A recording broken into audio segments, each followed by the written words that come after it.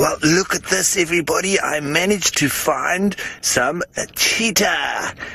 And these two are quite young cheetah, and you can see they've got very fat bellies because this morning they managed to catch and eat a little kudu, which was a shame for the kudu, but they were looking, the cheetah were looking very hungry, and it looked like they needed to eat something very soon, and luckily their mom is a very good hunter, and she managed to chase and catch and kill the kudu, and they have now got very fat bellies because they've spent the entire morning eating the kudu.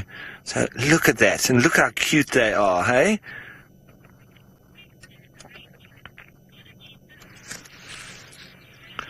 Now, Rachel, cheetah can retract their claws, so they can pull them back, but then they will go out again, and it's almost like natural running spikes. So, you know, like when you put on your togs or whatever sport you might play, if you run in athletics and you put on your grip to help you when you run, that it helps just to get grip as you run along. So cheetah, because they run so fast, they need those little spikes to help them get grip, especially when they want to turn corners at very high speed.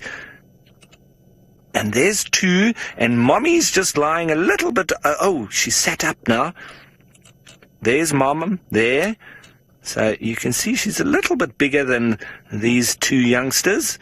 But they're all looking very fat, and they've had a very good meal this morning. Now, Noel, thanks for your question. Cheetah are able to run so fast because they've been evolving over many, many hundreds of years for them to be exactly the shape that they are now. It's very specialized, and so the body that they have is designed to run extremely fast. It's a little bit like Usain Bolt. If I had to try and run as fast as Usain Bolt, I wouldn't stand a chance because he's just so perfectly designed for that running. But he also trains very, very hard, and so do the cheetah. They need to train very hard to stay very fast. If they weren't fit, they wouldn't be able to catch the food that they did this morning. And these two youngsters, they're obviously still learning from Mom how to hunt, and if they had to be left on their own now, they would probably die because they wouldn't know how to catch the food. So Mom is still teaching them, and this morning she was showing them a very good lesson in how to catch kudu, and that's why they're now sitting with fat bellies, and well, they'll be able to stay for quite a few days without that. Now, speaking of a kudu and what these cheetah ate this morning, let's head you off to Taylor and she'll show you exactly that. These guys would eat on all sorts of different things, but luckily for them, they've got a very, very clever mom. And look how fat those bellies are. It's almost unbelievable that they could eat so much meat all in one sitting. And when they stand up, it looks like they've got a baby in there.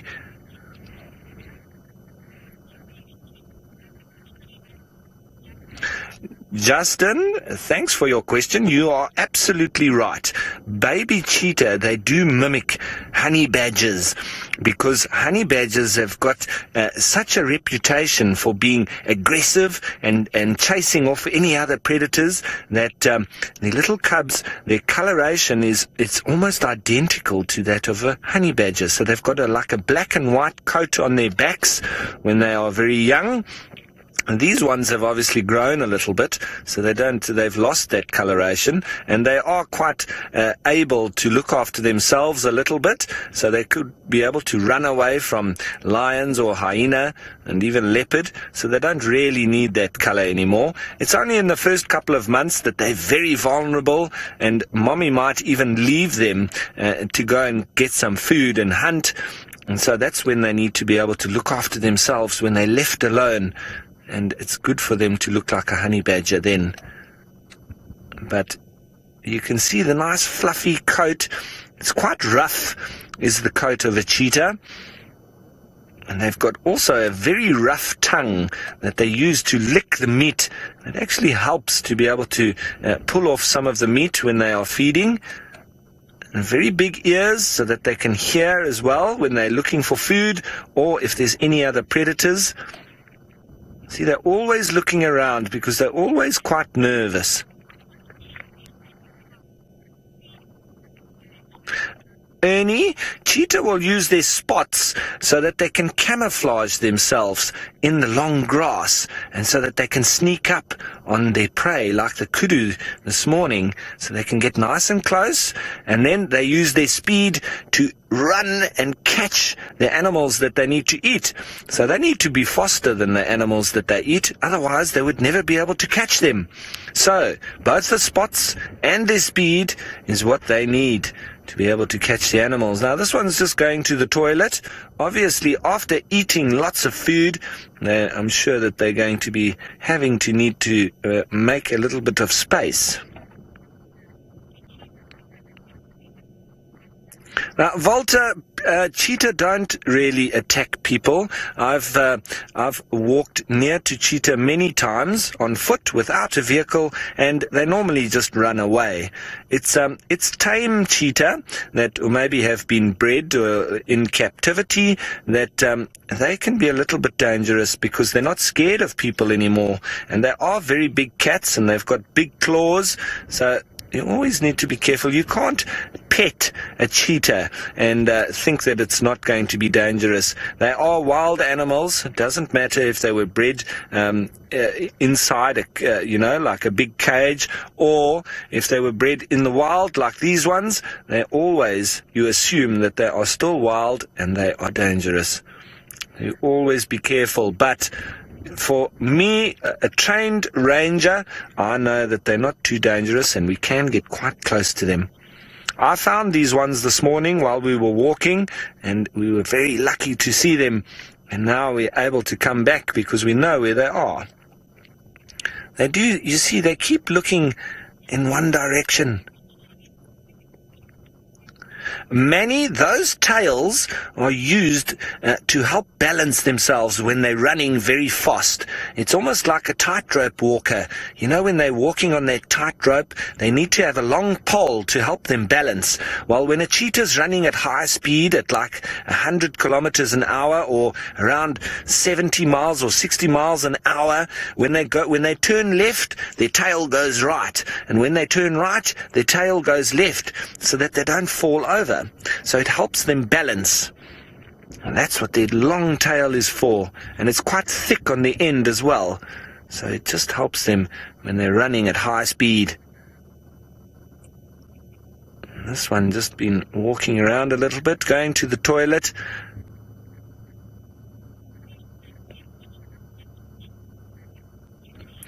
Now, Emily, the fur of the cheetah it's quite thick, but it's almost like as thick as a pin. So it is quite thick. If you see how thin your hair is, then a cheetah's hair is actually quite thick, because it's probably 2 or 3 times the thickness of your hair. So if you take 2 or 3 of your hairs and put them together, that's more or less the thickness of a cheetah's hair. But they are still very pretty, aren't they? I know I keep saying it, but I can't help it. Especially these young ones. They are very cute. Very, very cute. He's watching. There is some movement of vehicles, but they are quite used to the cars. That's also people that are coming on safari here. They're coming to look at the animals just like us. But we all know that the rules. We don't get too close to them, we don't scare them, and we don't make any problems for them. Now, Ella, cheetah can live, I think it's for about 20 years. So a little bit like your little kitty cat at home. That's quite a good age for a cheetah. But they probably live a little bit less than that, mostly. But they can live to about that age. So it's about 20 years of age. But these ones have still got a very long life ahead of them, because they're probably less than a year old, I would say. They're growing very fast, and with a very clever mom that they've got, they're going to get all the food that they need, and they'll grow even faster.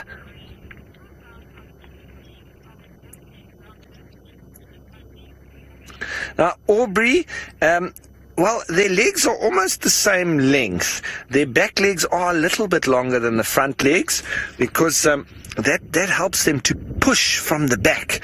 And they've got lots of power in the back legs to help them get to such high speeds. So a little bit longer in the back, but almost exactly the same length. And I would say that if I stand up, they probably come up to about my waist. So they're actually quite tall cats. And that's at about 80 centimeters. So what's that? That's about 3.5 feet. It's probably about a yard. I don't know what is the best for me to tell you, but about 80 centimeters. So, as I say, it's probably up to about my waist. But I'm quite tall, so some of you, that would come up almost to your armpits. It depends on how tall you are. But a cheetah is quite a tall cat. They're very skinny, though. They're built just for speed. And that's why they need to be careful of the other predators, because the other predators are all a lot stronger than them. And that's why they're always quite nervous.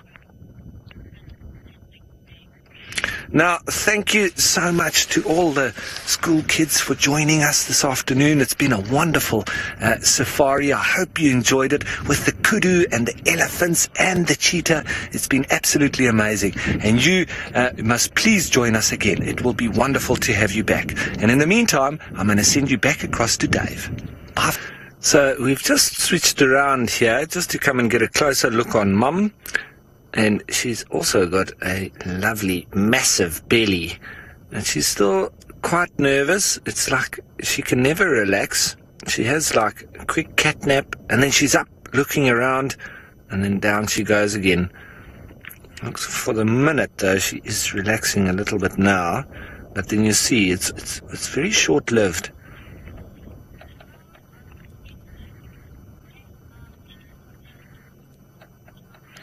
Now, Child of the Universe, we're not on Torchwood at the moment. We're actually right up near to the Gowrie Gate. So we're right on the Buffels Hook cut line, which is probably about 10 meters off from where we are. So we're right near the boundary of Buffels Hook, but we're on Djuma. And so right up in the, the northwestern corner. Northwestern corner of Djuma, and literally just on the property. So if these cats had to head north for 50 meters, we wouldn't be able to follow them. So I'm hoping that they continue on south. And if they go southeast, even better, because then they might land up in the quarantine area, and then we would see them a bit more. And we can only hope. But for now, they're still on the property, and they've got nice fat bellies.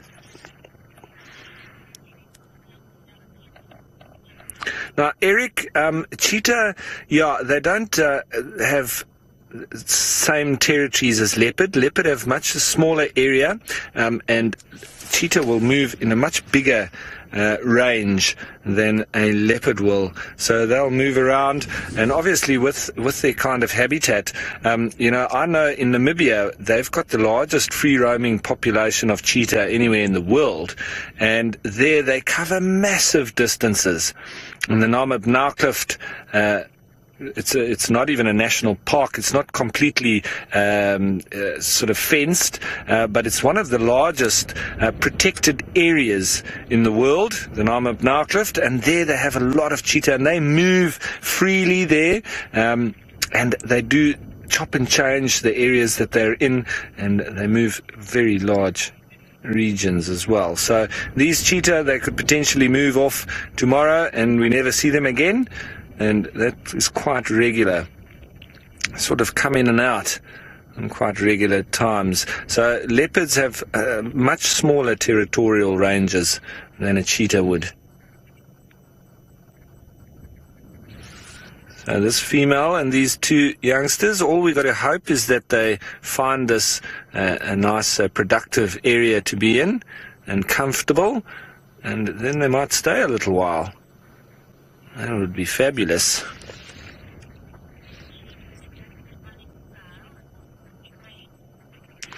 Now, Paul, a cheetah, yes, they can adapt their running style to different terrains. Obviously, I've seen cheetah hunting in thickets, in very thick bush. I watched that.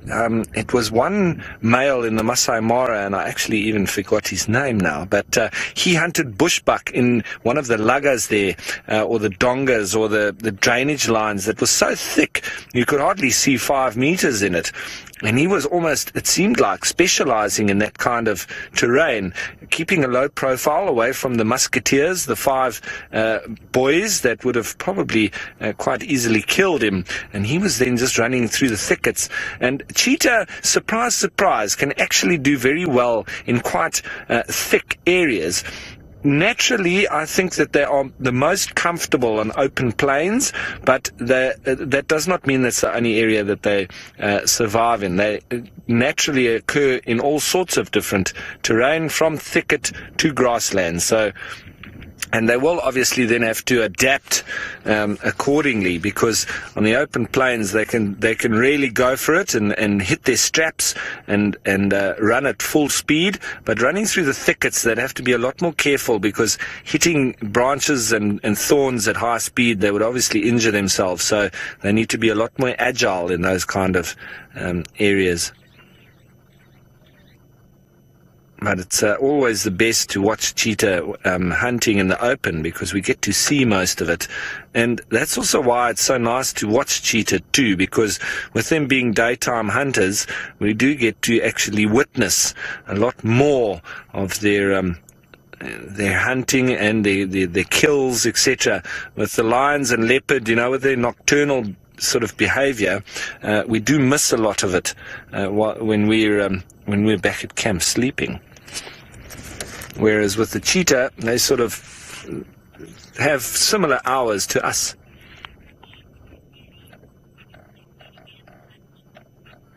Now, Kwan, with such full bellies like that, the potential is there for them to not eat for 10 days, even up to about 2 weeks, but at that stage they'll be really hungry. So I'll put my money on about 7 to 10 days. So in about a week, they'll probably start looking again for some more food. They could kill before that, but they could really survive on a good few days. They literally gorge themselves. I've just been, when we started on the game drive, I went straight to where the carcass was to see if they were still there, but they've totally flattened it. And when I say flattened it, I literally mean that. It's only skin and skull left. The rest is gone. It is finished, and it's all in their bellies there. So that's one of their adaptations as cheetah. They are extremely fast eaters, and they need to be, because the other predators, once they pick up that there's meat around, it's even 2 jackals can chase cheetah off a kill. I've seen that happen, and vultures chase them off as well. So all of that energy expended on killing a kudu, and the potential is there that they could just be chased off. And if that happens a couple of times, they can literally exhaust themselves and die of pure exhaustion.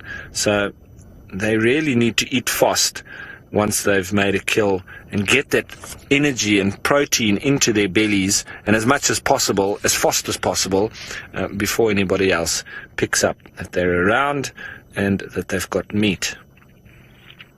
That's also why they've probably moved away from that carcass as well, because now the hyenas can move in and they can have their fill of the skin and skull that's left, but they're nowhere in the area. They're a good few hundred meters away, and this female's probably quite experienced in the fact that she knows she needs to get her cubs away from any potential danger, and lying up next to a carcass is just inviting trouble. So she's doing the best thing for herself and for her cubs. Now, Gina, cheetah can have up to 6 cubs at a time. It's been known for them to have that, but generally I would say it's probably 2 to 3. That's probably the general amount, but they can easily have 4.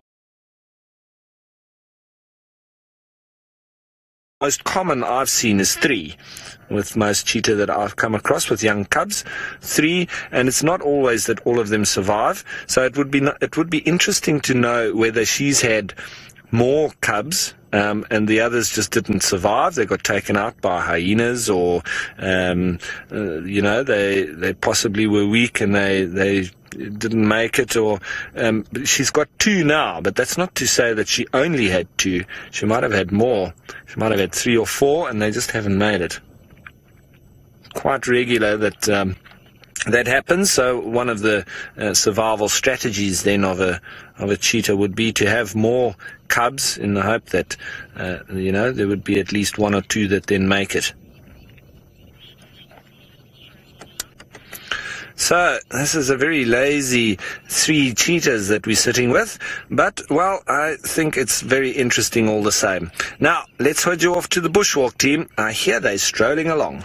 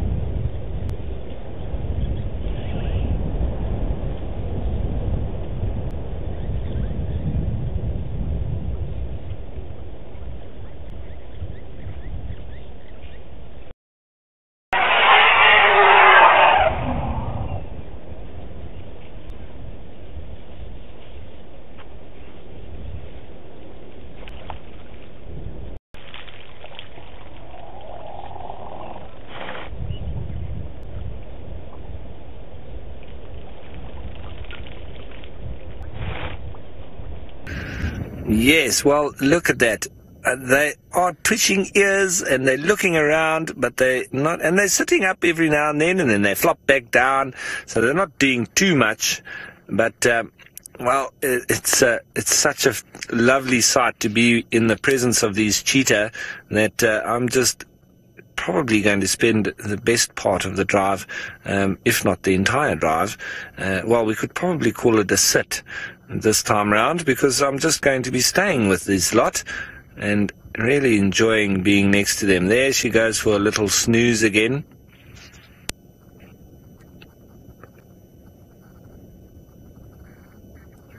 Now, Samu, who's 9 years old, thanks for your question. It's not really easy for them to run when they've got full bellies like this. So it's very unusual for them to try and hunt something when they've eaten so much. So I doubt that you will see them running anytime soon. It's going to take a few days for them to digest all that meat. So, no, and you'll see if she sits up or if she stands up, which I'm sure she will do at some stage, you'll see her stomach looks huge. She has really eaten a lot of meat. And for her to run like that, you know, if she had to run really fast for a while, I think she might actually regurgitate all of it. It probably wouldn't be very healthy for her. So all she's got to do, and these 2 youngsters, is literally exactly what she's doing now. Resting and digesting. I would hate to be a cheetah. A very nervous nature. Oh, I can hear some Egyptian geese. I wonder if there's a chance that they could be the little goslings at Sydney's dam. But always listening out. Always on the lookout and on the listen out for any potential predators or anything else coming into the area, and then they would push off. It is quite windy today as well, so that's not helping things.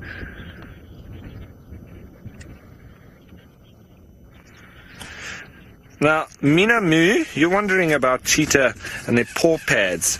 I'm just going to quickly get my little tracking book out, and then I'll show you exactly what a cheetah's pads look like in comparison to the others.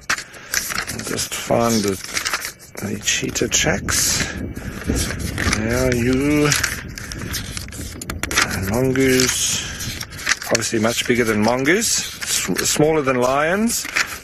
Similar size to leopards, but it's a little bit more elongated. So, and as I will show you as soon as I can find it,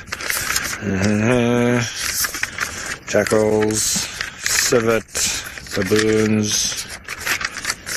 Here we go. Hyena, domestic dog. Right, leopard, lion. Cheetah. There we go. Okay, so I'm going to stick it up here nicely in the light for you, Ferg. Up on the dash here. Is it better in the light? There we go. Okay, so these are cheetah here. And you can see nice 3 lobes, all right?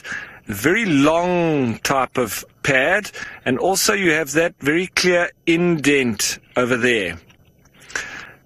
Whereas, if you're looking at a domestic dog, which is just below it here, also the 3 lobes, which is quite unusual because you would think that it's being a dog, it's only got 2 lobes, but it does have 3. And the very important part is you see how that apex goes like a V, or it's rounded, but a rounded V at the top there. So that's the big difference with a lot of the animals. Now I'll just switch over and we can see the difference between a leopard track over here, obviously a lot more round than the cheetah track, and also you don't get to see the claws in that. Sorry, as I say, it is quite windy today. There we are. And a leopard track is almost perfectly round. It's almost the perfect track. And then you get those lovely round circles on the outer edges as well. Whereas a lion, slightly similar to that of a leopard, just a lot bigger, and the toes are not as round as in a leopard. So very nice comparison there. And they do, both the leopard and the lion, as well as the cheetah, have that indent on the top, but it's on the proximal pad, which is the back pad of both cheetah and leopard. It's almost like a V. If you see what I mean, that part there going into a V, whereas with the cheetah, going back to it, it's very long and almost like a rectangle or oblong, if I can say that. So, and you can often see the little claws in the tracks as well. So there you are, nice little difference between the cheetah, the leopard, and the lion tracks. Also much more space between the back or proximal pad and the toes. There you are. And there's the wild dog at the top. Very similar to a domestic dog, but we don't see that 3rd lobe in there. Also a V at the top of the proximal pad, and then otherwise quite similar to a jackal track, a little bit larger, however. So that's it. Oh, and it looks like this female cheetah has put her head up. She was listening to the little lesson. Now, these cheetah aren't going to be getting up to too much, but somebody that is getting up to quite a bit is Rafiki Dave. He's off on Torchwood. Let's see what he's doing out there. Chasing rabbits, I always think. Cheetah. Hello, pretty. Are you going to do a bit of a call there for us? You can see the spurs on the back of their legs. I obviously use that for fighting. A very pretty bird in this light as well. Little clucks. Not making too much noise. Okay, so from Sleeping Cheetah and Pretty Birds, let's head you on over to Rafiki Dave with Pretty Antelope. Well, pick their heads up a little bit now, and I must say, Taylor, you're quite brave, because those guarri berries are very sour. I know them very well, and I'm not a fan, so good on you. But, well, we're still just enjoying our time with these 3 cheetah as we watch them in their nervous behavior, just flicking their ears and always looking around, trying to see what's going on in the area. Luckily, there's not too much happening that could push them off for now. And they're not too far from where they ate that kudu. There could always be some hyenas coming through now.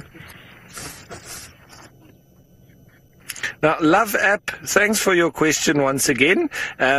Well, cheetah, they can climb trees, and they do have the tail for it, but you know, here in this particular area, there's not the really great trees for them to climb. They're not very well evolved to climb trees, and well, getting up those marula trees like the leopards do, it would take a bit of doing from a cheetah. I've never seen one actually be able to get up one of those. So they more climb up, you know, sort of fallen trees that are lying on their side and that kind of stuff, but not real tree climbing like a leopard does. And so, yeah, they could use their tail for balance, but they need to have their claws and their body sort of designed for that kind of climbing, and they really are more adept on the ground and running at speed. And that's what they're really good at. Whereas a leopard, being a tree climber and an ambush hunter, that's their line of evolution that they've taken. Well, we have not been able to see what those monkeys were on about. So I've decided just to come back the safe option and see how the cheetah are getting along with digesting of their meal. But we'll face in the direction of where that potential predator is. Maybe, who knows, maybe it'll come this way. But these youngsters still just sitting here. Let me turn my lights off so I don't disturb them too much. And then, oof, they're starting to let off a bit of wind. It really stinks here now. Ooh, stinkerama. Well done, guys. Huh? That's one of the first signs of them digesting their food. Now, Bobby, cheetah don't, they will stash their cubs in a type of den site, like an aardvark hole or whatever, but they really move regularly, just for the sake of not being caught. Phew, guys, yes, like stinkerama. They really let... You think maybe that's what I did. Okay. Now, Ferg says maybe I pocked us on a poo. I think it's them letting off gas. But maybe Ferg's right. So, yes, cheetah will move their cubs very regularly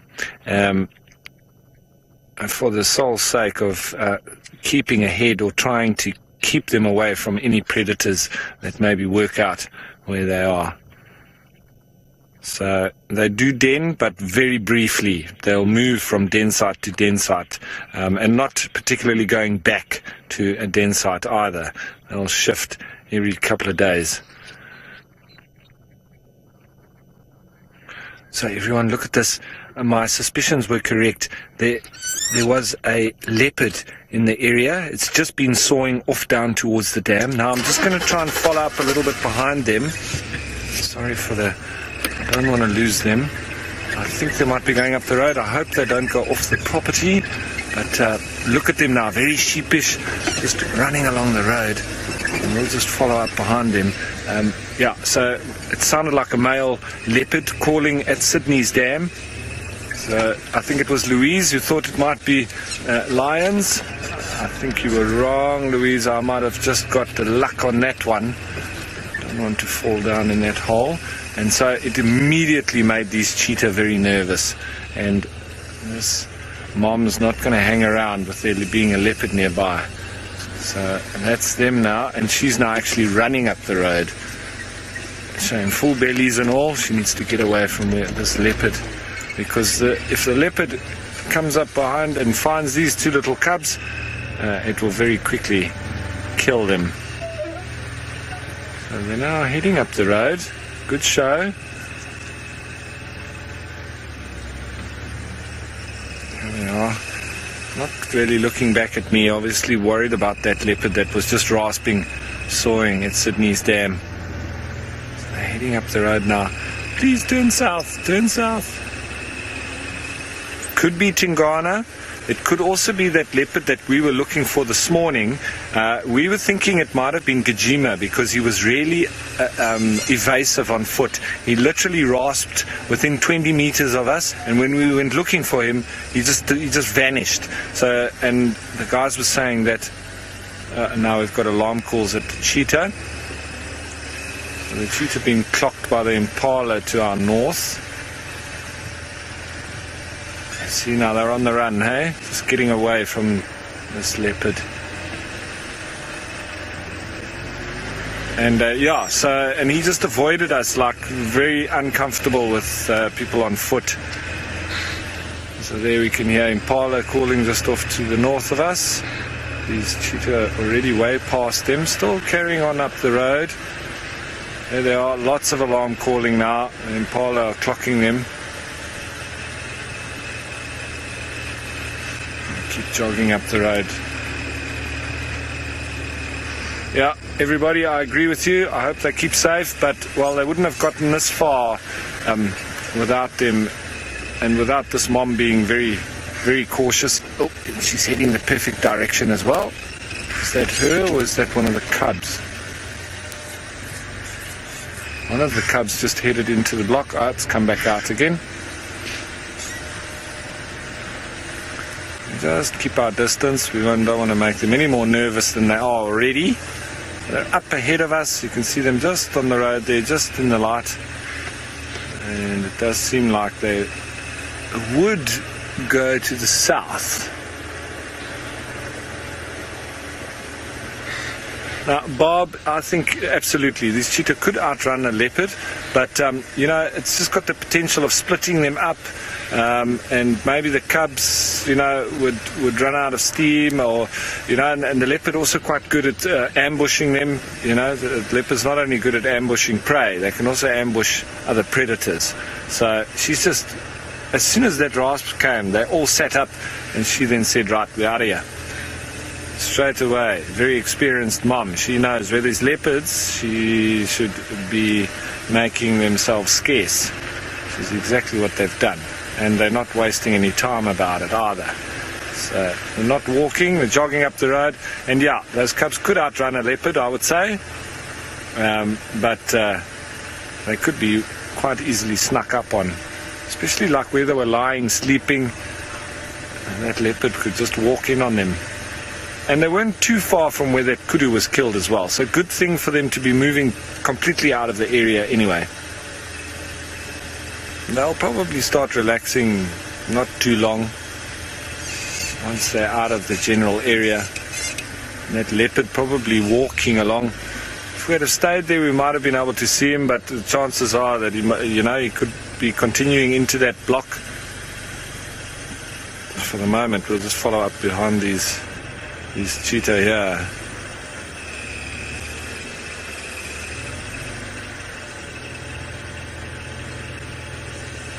Now, Irene, yes, cheetah, they are definitely also opportunistic hunters. I mean, you know, they would walk up the road. If something had to jump out in front of them now, there's every chance that they could grab it and just kill it. But as I say, with such fat bellies, they're probably struggling now already just to run. It's probably quite uncomfortable, but they quite easily do it. But, you know, the real commitment won't be there when they got such fat bellies. It was like when we were watching Shadulu the other day. She had every chance of taking another impala, which would have been very opportunistic, but she's just not totally committed. because she had a full belly already. Well, not a full, totally full, but she had eaten quite a substantial amount of that impala ram. So, yeah, it just comes down to them not being completely committed. Once they've eaten a lot, if something presents itself totally easy, they'll obviously kill it.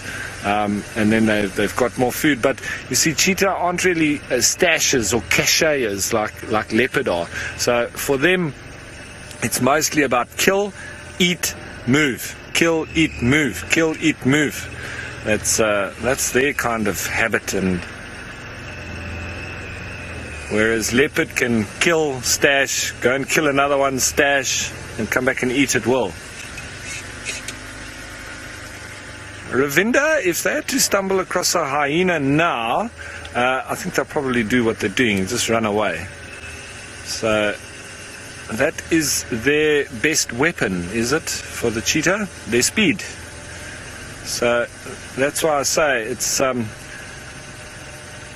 effective in terms of surviving, but it's not, for me, it's not a long-term solution. If you're just continuously running away from everything, sooner or later you're going to get caught. And that's what happens with cheetah, you know. So that's why I don't think it was the best tactic for them to go down, or the best evolutionary line. It's a shame, really, because they are such beautiful animals.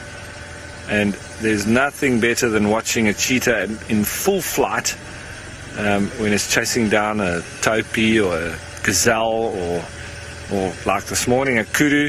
Unfortunately here, you know, it's not open like in the Masai Mara or in you know, sort of more open areas where you could watch the whole hunt unfolding. Yeah, once they go into the thickets, it's almost impossible to follow. It's a little bit like with the wild dogs. So now they are relaxing a little bit. They're not quite as anxious as they were a minute ago. They're just slowing up now, but still moving along. And see, mommy's still checking back every now and then, just making sure, and get a little bit of a jog on again, just to get that ground, eh?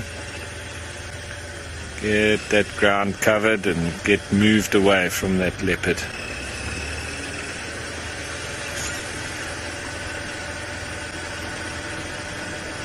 And the kid's keeping up with mom, so that's good.